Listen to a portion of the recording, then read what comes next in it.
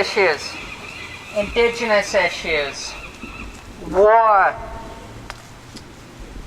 unions, labor, healthcare, education. All of the suffering, all of the bigotry, all of the racism.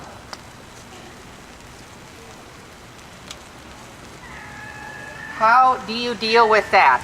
How do you deal with these major issues we are having in our society right now, where we are having hundreds of homeless people here in Nanaimo when they could have homes? We could help each other out.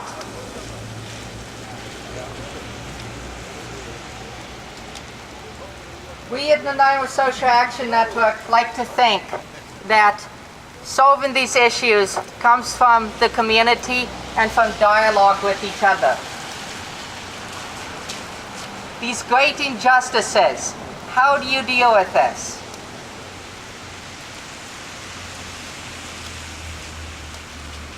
And going forward, we would like to ask you all for your thoughts and ideas on how we can work towards building peace here at home.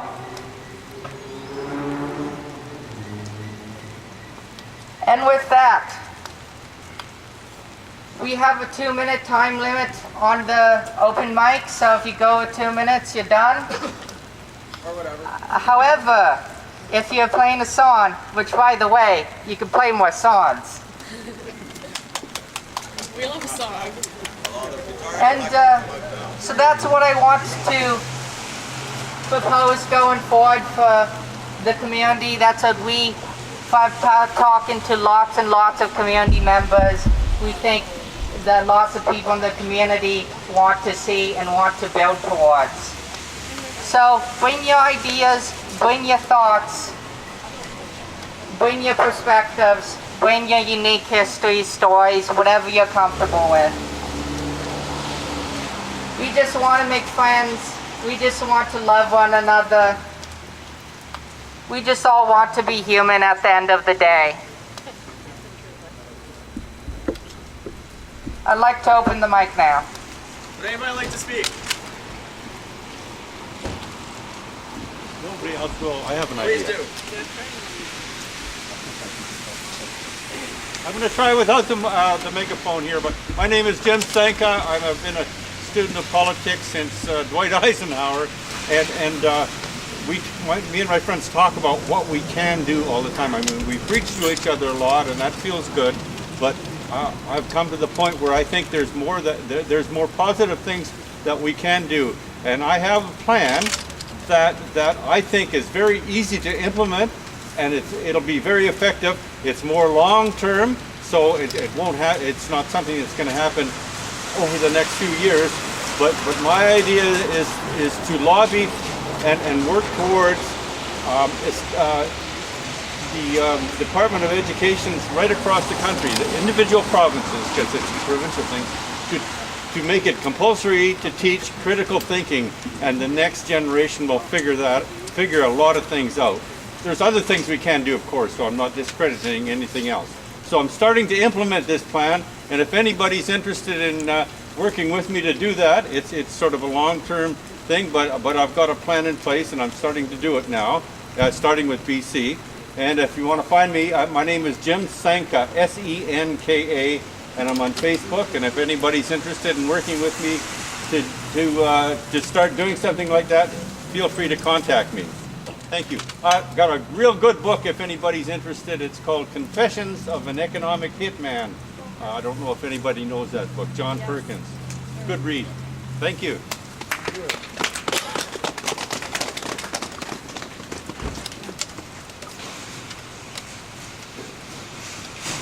We see all of the issues as being connected. That means we all have our own personal insights. All of our insights that others might not be able to see. We all have stories to tell each other. We all have things we can learn from one another. Please, more voices. Please use the platform to speak. We employ anyone who would like to. Yes, this is open for anyone for building peace. I already spoke, but there was one thing I forgot to say, and that is to welcome a new generation of organizers. There's a whole bunch of people here who organized in the past. I didn't even have to organize anything. I just had to show up because we have these young people stepping forward, and that is very good news.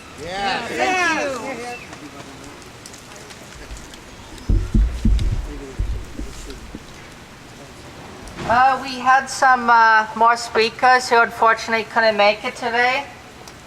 So next time we're gonna re-invite them, such as Irma Khan, who is the women's representative at Vancouver Island University, as well as various elders of the Nanaimo First Nation.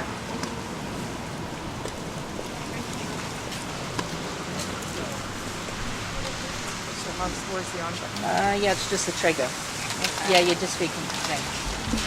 I thought that Ken Hebert would announce something that happens once a month in Nanaimo, and since he failed to do so, I will do it. We have a group called Mid-Islanders for Justice and Peace in the Middle East.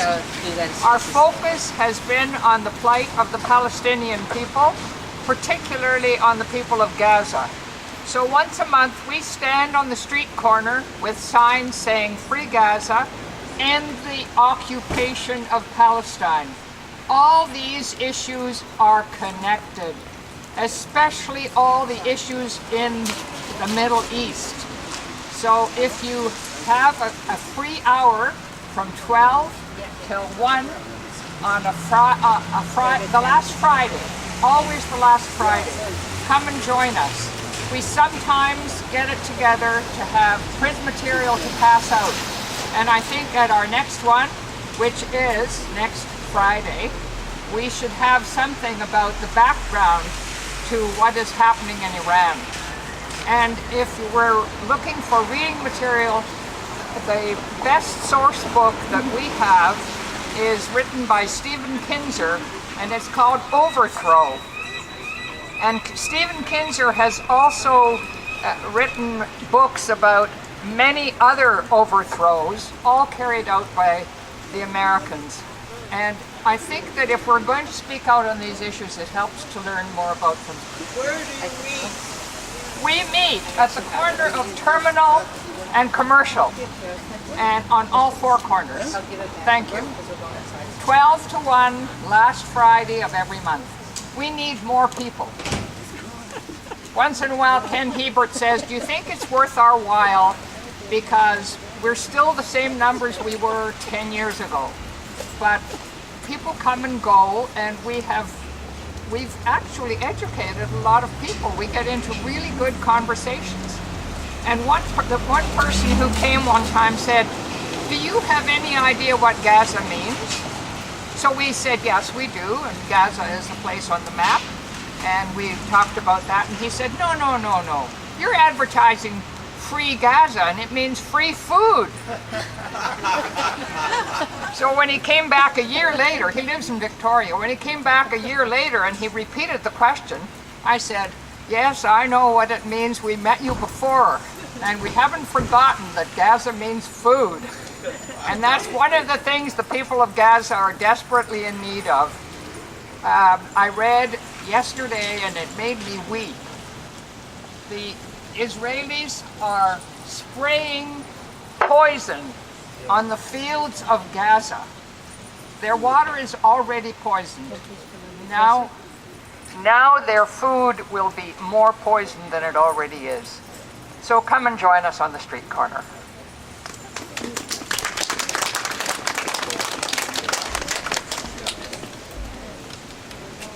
Yes, the Women's International League for Peace and Freedom Nanaimo and the Mid-Islanders for Peace and Justice in the Middle East are both peace groups that have been active in Nanaimo for years.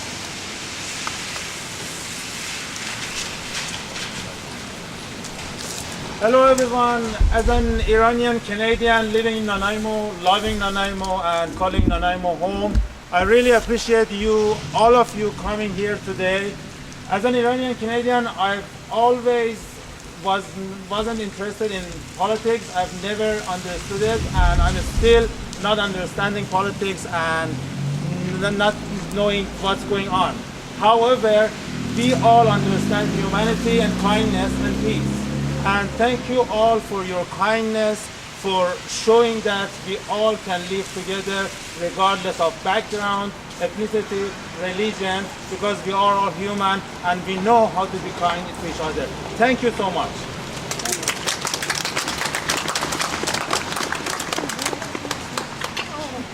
As we continue with the open mic,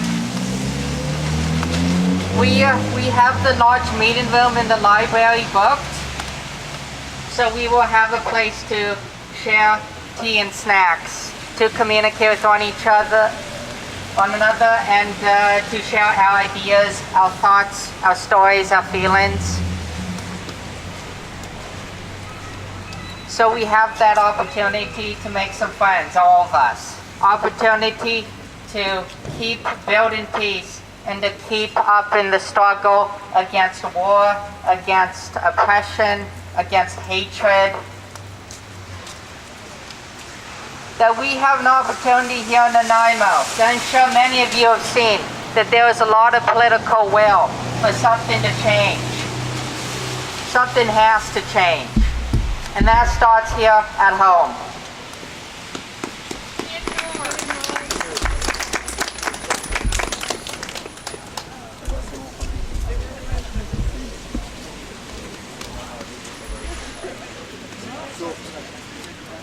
Seems like everyone's done. Then we're going to go up to the large meeting room. And if no one's going to speak, then we'll go mingle. And thank you to everybody. Thank you everyone who came. Yes, thank you everyone who came. Thank you to all of our speakers for your perspectives, your opinions, sharing your stories, your humanity, and for everyone else who did that. Thank you. Thank you.